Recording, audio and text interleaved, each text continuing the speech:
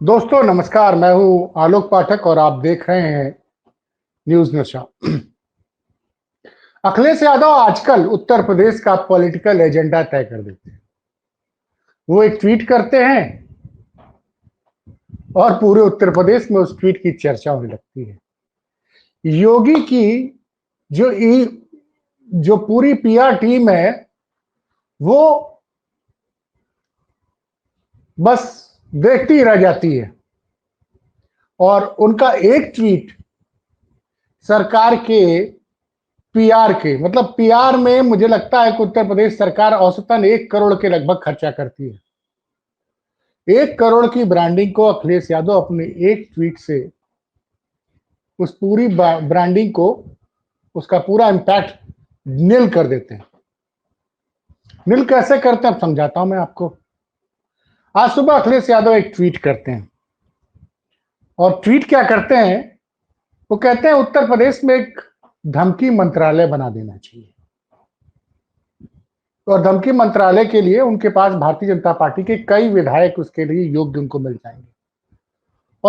और अंत में तो एक बड़ा सा तंज कर सकते हैं कि मुख्यमंत्री जी चाहे तो ये धमकी मंत्रालय अपने पास रख सकते हैं क्योंकि उनसे योग्य व्यक्ति भाजपा में इस मामले में कोई नहीं।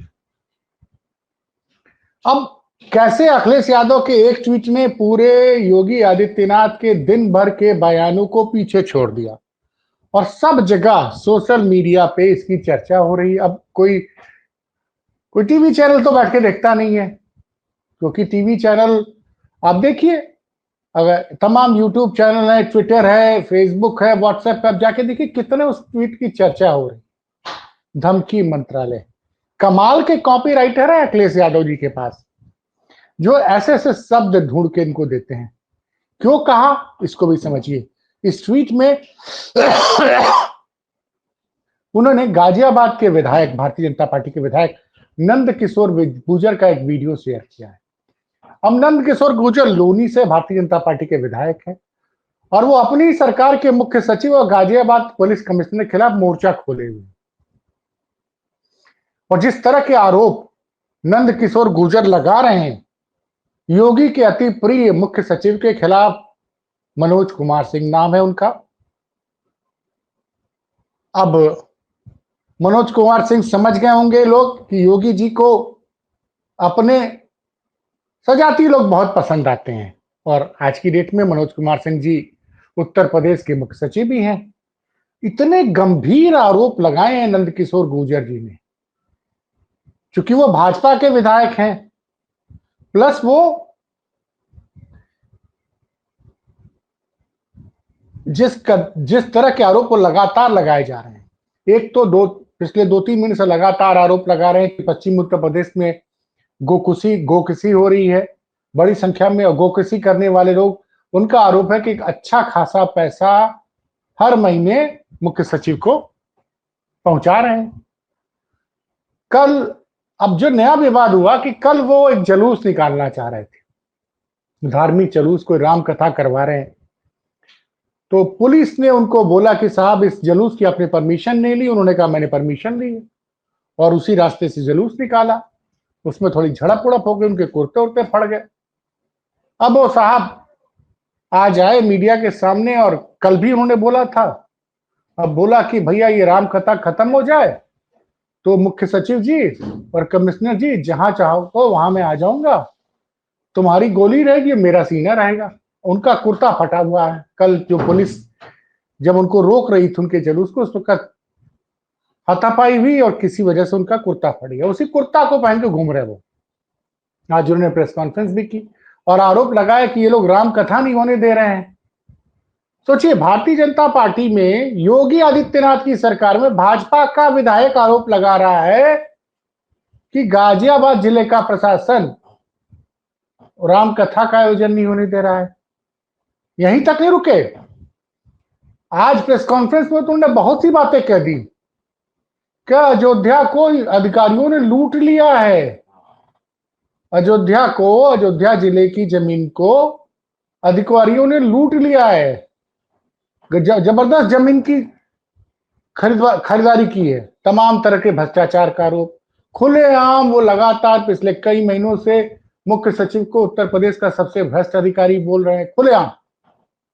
और योगी जी की व्यवस्था देखिए, वो ना मुख्य सचिव का ट्रांसफर कर रहे हैं और न ही नंद किशोर गुर्जर को समझा पा रहे हैं कि बयानबाजी बंद हो। दूसरी कोई पार्टी होती तो अब तक नंद किशोर गुर्जर के खिलाफ अनुशासन की कार्रवाई हो जाती। तो दबी जवान लोग चर्चा कर रहे हैं क्या? आज लखनऊ में बड़ी चर्चा थी कि क्या ऐसा है कि सब विधायकों को पता चल गया है क्या कि योगी जब ज्यादा दिन तक मुख्यमंत्री नहीं रहेंगे? लगातार गंभीर आरोप। तो जिस तरह की धमकी नंद किशोर गुर्जर जी दे रहे हैं, क्या योगी अखिलेश जी ने उनका ट्वीट भी शेयर किया था, इसीलिए उन्होंने तंज कसा धमकी मंत्रालय का।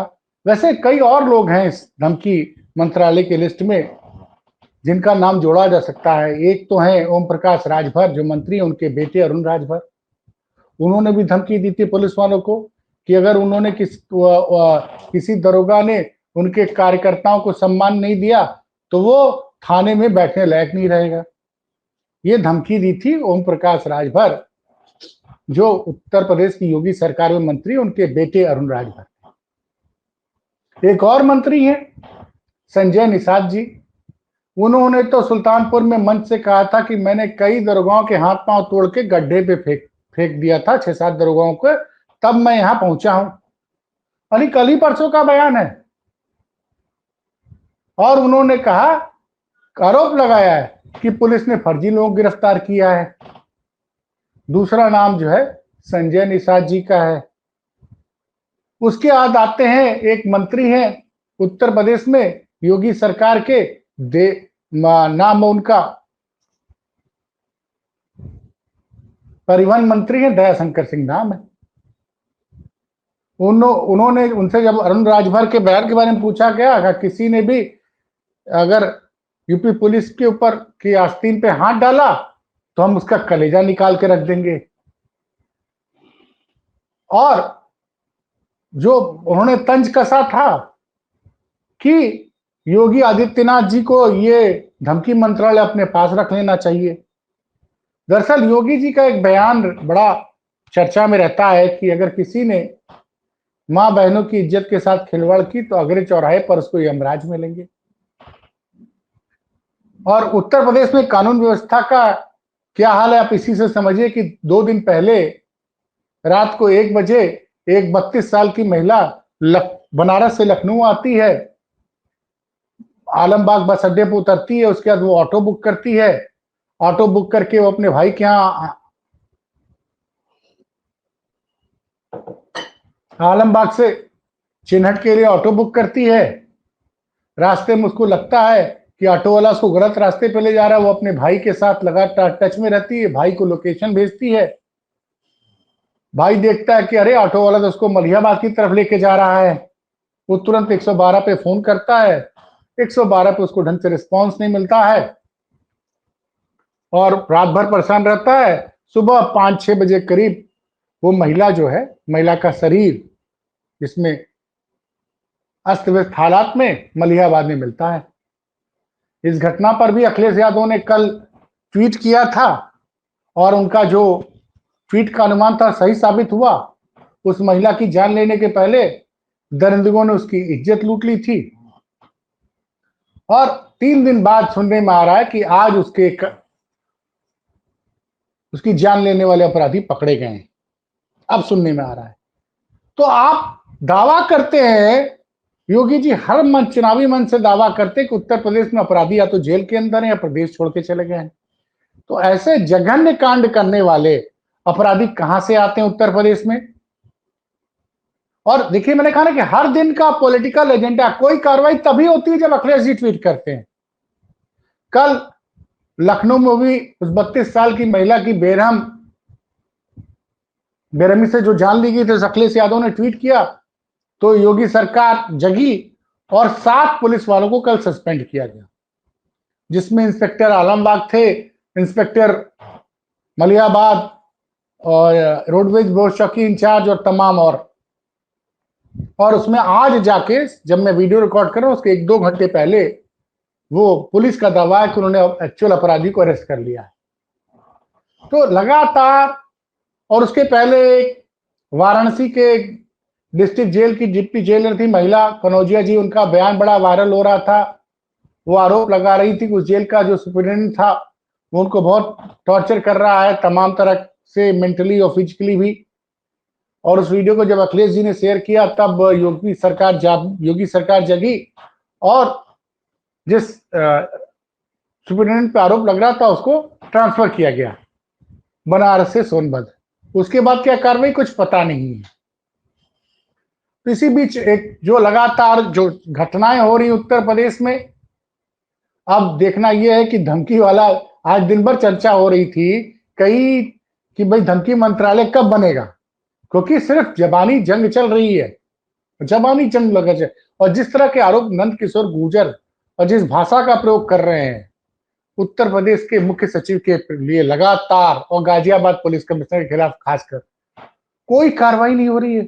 इस तरह का आरोप कोई विपक्ष का विधायक लगा दे तो अब तक तो गैंगस्टर के अंदर चला जाता। लेकिन योगी जी के खिलाफ अब लगातार, मतलब डायरेक्टली इनडायरेक्टली उनके खिलाफ अब आवाजें उठ रही हैं। आज तो नंद किशोर गुर्जर ने यहां तक कह दिया कि चीफ सेक्रेटरी मनोज कुमार सिंह ने तंत्र मंत्र का प्रयोग करके योगी जी की बुद्धि को एक तरह से बुद्धि को कब्जा कर लिया है। इस तरह का भी आरोप लगाया उन्होंने। तो तमाम आरोप है लगातार लगाए जा रहे हैं और योगी जी न अपने इस विधायक की बयानबाजी को बंद करा पा रहे हैं और न मुख्य सचिव के खिलाफ, अगर बयानबाजी बंद नहीं हो रही है तो मुख्य सचिव के खिलाफ जांच का आदेश दें या फिर बयानबाजी बंद हो। इससे बड़ी, इसीलिए कहा अखिलेश यादव जी ने कि धमकी मंत्रालय बन जाना चाहिए, क्योंकि भाजपा के नेता अधिकारियों को लगातार धमकी दे रहे हैं, जमीन पर असर होता कुछ दिख नहीं रहा है। तो ये मैंने कहा ना कि अखिलेश यादव एजेंडा सेट कर देते हैं और एक छोटा सा ट्वीट करते हैं, उसके पूरे उत्तर प्रदेश में हलचल मच जाती है, सरकार बैकफुट पे चली जाती है। और जो सरकार लगातार तमाम टीवी चैनल्स पे करोड़ों रुपए का रोज विज्ञापन करती है, तो ब्रांड बिल्डिंग एक्सरसाइज होती है कि योगी जी बड़े अच्छे शासक हैं, योगी जी ने तस्वीर बदल दी उत्तर प्रदेश की। आज एक छोटा सा वीडियो अखिलेश यादव जी ने शेयर कर दिया है। वाराणसी में वरुणा नदी है, वरुणा नदी का मैं जिक्र इसलिए कर रहा हूँ, जब अखिलेश जी मुख्यमंत्री थे तो वरुणा पे बहुत खूबसूरत से घाट बनवाए थे। मैं बनारस का रहने वाला हूँ, इसलिए मुझे एक एक चीज पता है। अब उन वरुणा नदी में बहुत मतलब प्रदूषण बड़ा बुरा हाल है और नदी में बहुत गंदगी भरी हुई है। तो देखिए, प्रधानमंत्री के संसदीय निर्वाचन क्षेत्र में, और वरुणा नदी शहर के बीचों बीच में बहती है और जाके यमुना गंगा नदी में मिलती है। तो उस नदी के, वो नदी साफ नहीं है, शहर के बीचों बीच वहां बहुत प्रदूषण है, बहुत गंदगी पड़ी हुई है। तो तमाम तरह की खबरें हैं लगातार। अखिलेश यादव और कुछ पत्रकार अपनी खबरों से, अपने ट्वीट से, अपने वीडियो से योगी सरकार का जो सारा प्रोपेगेंडा मशीनरी है उसको ध्वस्त किए जा रहे हैं। खैर, खबर कैसी लगी बताइएगा जरूर कमेंट बॉक्स में आके। कोई कमी हुई तो लिखिएगा और अच्छी लगती हो खबर तो शेयर कीजिएगा। बहुत बहुत धन्यवाद। और आप हमसे जुड़े रहने के लिए सब्सक्राइब करें YouTube पर, फॉलो करें ट्विटर पर और लाइक करें Facebook पर। और ज्यादा जानकारी के लिए आपको टाइप करना होगा सिर्फ न्यूज नशा।